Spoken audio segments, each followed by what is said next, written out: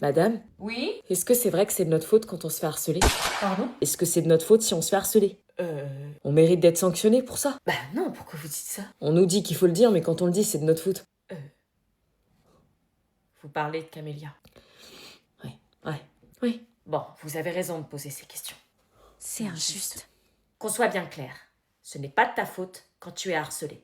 Peu importe ton apparence, ton caractère, ta différence, rien ne justifie le harcèlement. Jamais. D'accord, mais Camélia a envoyé un message à sa maman pour lui dire qu'il la tenait pour responsable et qu'elle allait avoir une sanction. Enfin, à un moment donné, si on nous croit pas, on fait quoi? Vous avez complètement raison, ce qui s'est passé est horrible.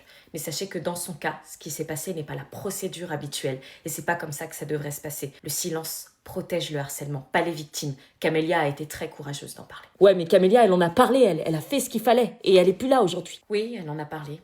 Et ça n'aurait jamais dû arriver. Mais ça ne veut pas dire que tout le monde réagirait de la même façon. On doit garder toujours les mêmes réflexes, il faut en parler à un adulte de confiance. Un parent, un prof, un surveillant, l'infirmière. Facile à dire. Si personne n'agit, si on minimise ou si on vous fait culpabiliser, ça n'est toujours pas de votre faute.